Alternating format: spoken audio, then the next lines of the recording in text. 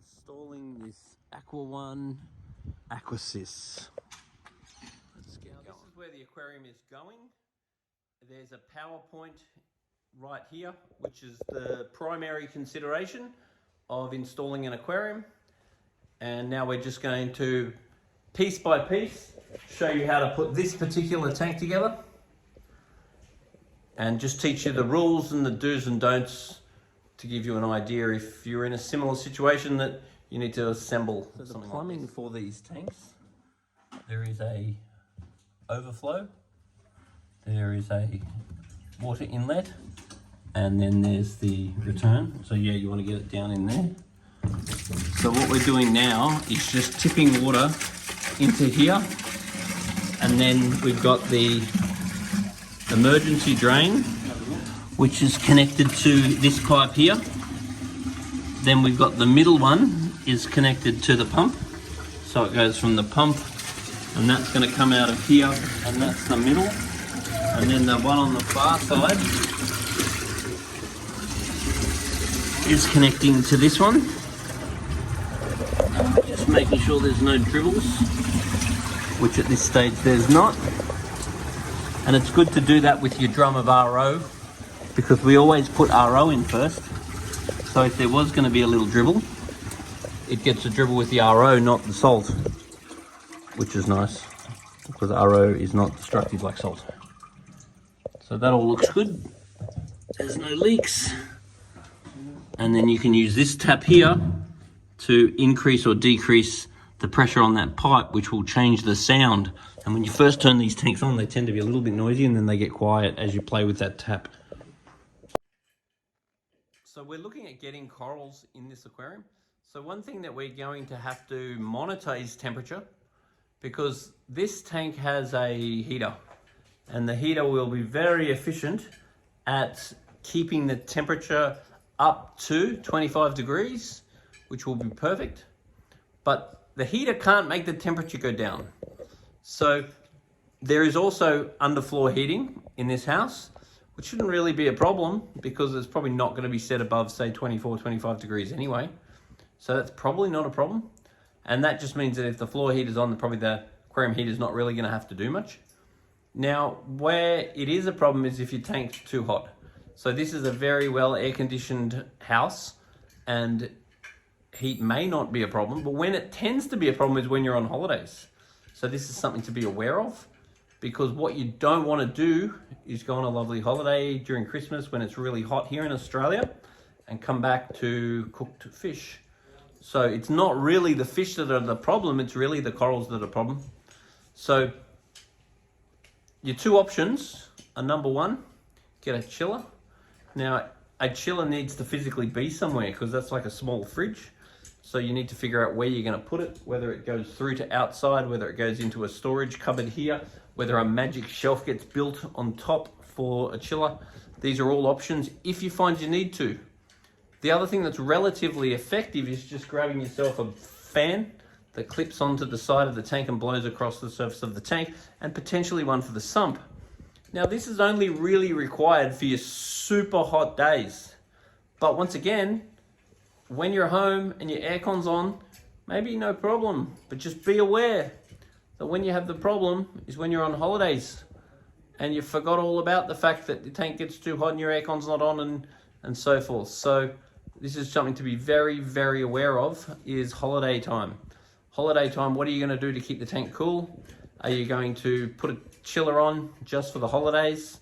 Are you going to connect a fan to blow across the surface of the tank? But getting to know your tank and finding out what the temperature is of your tank is really important. And if the tank's going to sit up anywhere near 30 degrees, then action must be taken. So that's something you're going to have to keep an eye on. There's also monitoring systems which are becoming more and more available and more affordable. And these monitoring systems are able to monitor a whole bunch of parameters within the aquarium, including temperature. And these monitoring systems that can actually send a little text message to your phone. So let's say that you're holidaying in the Caribbean and you've forgotten all about your fish tank. Your fish tank can send you a text message and tell you, hey, I'm getting too hot. call the dudes down at Majestic Aquariums and they'll come down and fix it up. So these sorts of monitoring when you're home, not really needed, but just be aware that they are available. So when you go away, there's something that you may want to consider, particularly for temperature. Now for adding fish to this aquarium, we need a strategy. There's a few strategies that you can choose. You got to do what works for you, and it's not really right or wrong. But what you could do is, number one, you can add a couple of fish to this tank, keep the salinity low, 0.020. Make sure your temperature is about 25 degrees. Then we wait, might pour a pair of clownfish in or something. Then we wait for a full month. If we're happy with the fish for that month, we then can add a couple more fish. We keep the salt level low. We add a couple of fish, we wait a full month. If we're totally happy with the fish for that month, no problems, we then can add some more fish. In a tank like this, most people would typically have around 6 fish, depending on the fish. So if you put a couple, wait a month, then you're sort of about right. So option 1, keep the salt level low. Add your fish. Wait a month between adding the fish. Then when you're happy with the fish, you then can slowly raise the salinity, and you raise it to about 0.024, 0.025. Then you can start getting your coral. And the corals can go in relatively quickly. Or, that's a very fish-friendly, fish-happy way to do it. Or if you're a bit impatient, you can't be bothered waiting a few months, you want it to look good, you want to have corals, the next option is we can keep the salinity low, chuck a pair of clownfish in. Once they're settled in, within that week we can slowly raise the salinity. Then we get the salinity to 0.024. Then we can start putting corals in. And the corals can go in relatively quickly. They're not like the fish that need to adhere to the 1 month rule. So we can put our corals in, we can make the tank look great, have a couple of clownfish swimming around. At that point, you have 2 options. Option number 1 is just drop the salt again, put some new fish in, let them settle in. A few days later, slowly raise the salt again. Now the corals typically, especially if you're going for easy to keep corals, they're not too bothered by this. But if you drop the salt and you don't raise the salt, you forget about it, leave it for weeks, then you might actually lose coral while you're introducing your fish. Then the best option is also if you had a quarantine tank. So even if you had something like that available, then you could actually put your first set of fish in, start getting your corals. You can then get the fish into the quarantine tank where there's a low salinity, settle the fish in, leave them there for their 1 month, slowly raise the salinity in the quarantine tank, make sure the salinity and the temperature is the same, then throw the fish straight in. So you can either quarantine the fish and put them in, you can add the fish before you start the coral and keep the salinity low, or you can drop the salinity while you get the coral, while you get the fish and you've got the coral, assuming that you actually bring the salinity back up again. Because dropping the salinity and forgetting about it means that you're going to probably have healthy fish and not healthy coral. Because what you don't ever want to do is come down the shop and buy some fish and put them into full salinity. Because fish can't handle going up in salinity, and they don't mind going down. So you can go down quickly, and that eases osmotic pressure. If you make it go up, it increases osmotic pressure, which increases the stress on the fish, which increases the chance of issues like white spot, and that's not fun. So what this is all about is that the salinity of a fish is about half seawater. So if you put the fish into low salinity, they're gonna have less osmotic pressure, which means their osmoregulation system, which balances the salt in the fish to the environment, doesn't have to work very hard. And if it doesn't have to work very hard, that means more energy is available for the immune system. And the parasites, they hate the fresher water. So we want to put the fish in when the salinity is low, and then we want to slowly raise the salt like 1 degree a day. So let's say you put a pair of clownfish in, salinity's low, then maybe 0.020, then they're happy for a couple of days, and then we slowly bring it up again, back to 0.024, and then everybody's happy. Where this is a problem is if you drop it and forget it. Because if you drop it and forget it, the corals don't like the water pressure. The fish like the water pressure. So, drop the salt, put the fish in, slowly raise the salt, within a week, everyone's happy again. But that's assuming you do that. Because if you don't do it, and you drop the salt, you have happy fish, and then your corals might die. Now, when selecting fish or corals for your aquarium, you must be aware of 1, 2, 3. A one fish is basically a fish that we consider to be easy to keep. If you have a problem with this fish, I'm confident that you bring me a sample of water and a video and I can tell you what's gone wrong and I can fix it. A number 2 fish means I'm not completely confident about that. And a 3 fish is I'm fairly confident I can't do that. Because some fish are easier to keep than others, full stop. And that occurs for the corals. So let's say that you're slowly populating the tank up and you're keeping number 1 fish. Well, that's cool. As you get confident, you could go to number 2, but do that because you chose. Don't do that because you've gone to the fish shop and you've bought a bunch of fish that I can't even keep, and good luck to you keeping them because you just didn't buy fish that were easy to keep. You need to know this. Same with the coral. You go and keep hard to keep species of coral, good luck.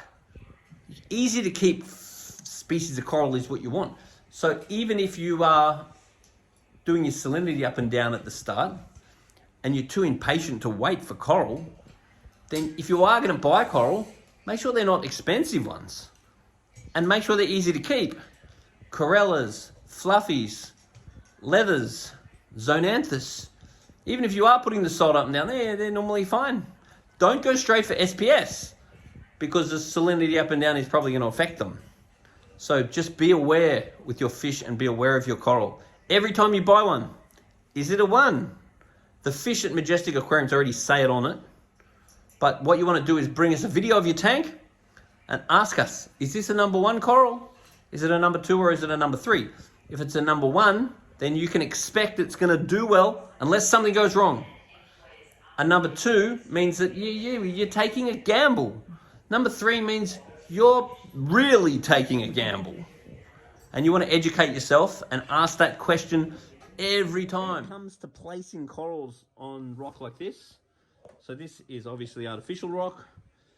I try to place the coral, and if I can't place the coral, because of the position that I'm putting it may be precarious, then you can use the glues. There's lots of putty glues available, and there's glues that you can actually use to secure the coral on the rock in places that the coral doesn't want to stay. So that's just something to be very aware of. A very common question is, do clownfish need anemones? And the answer is no. Clownfish do not need anemones. A lot of tank-bred clowns that are available now will have never seen anemones in their life. Now, anemones are cool, but should you get anemones? Well, that just comes down to how brave you are. Because if you buy an anemone and it opens up and it's beautiful and the clownfish go in it, then that's living the dream.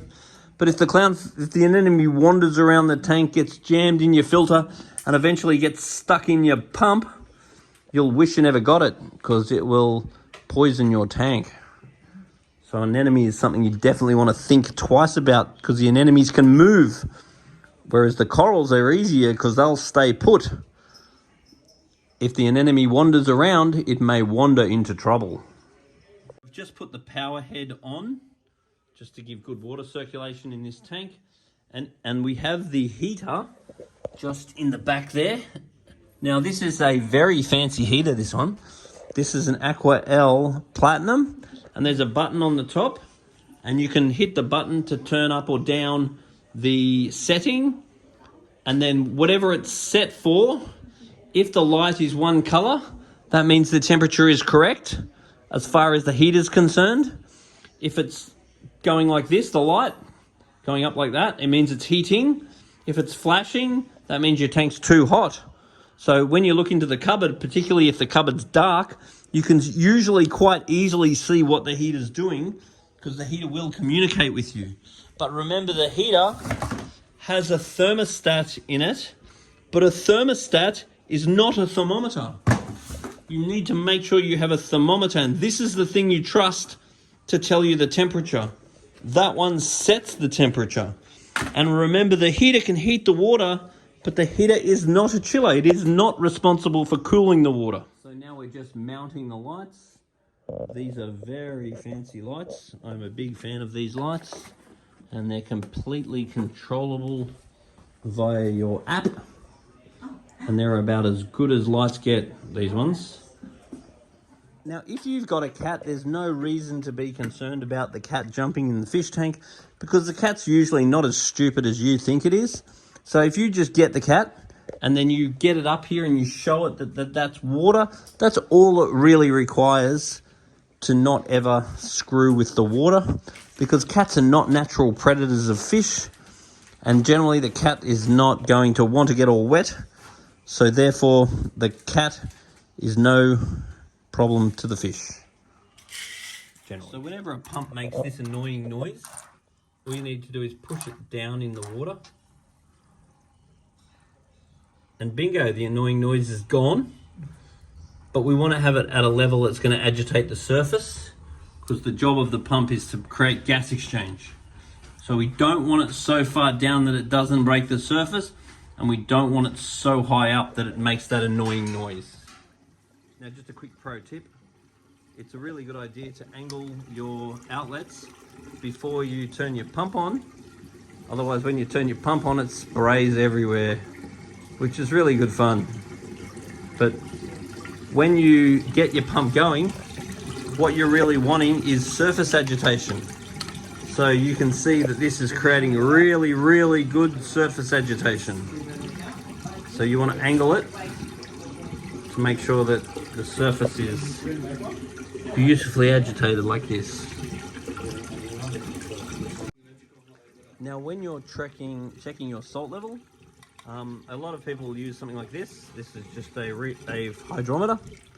Now, when you use a hydrometer, you want to fill it up and empty it about 10 times, because the bubbles that form on the arm will give you a bung reading. Once the surface tension is gone on the arm, then you'll get a reading. So you just want to look at it and make sure there's no bubbles on the arm. Once you've done that, tap a tap, make sure there's no bubbles, and then you can record what level the salt is going to.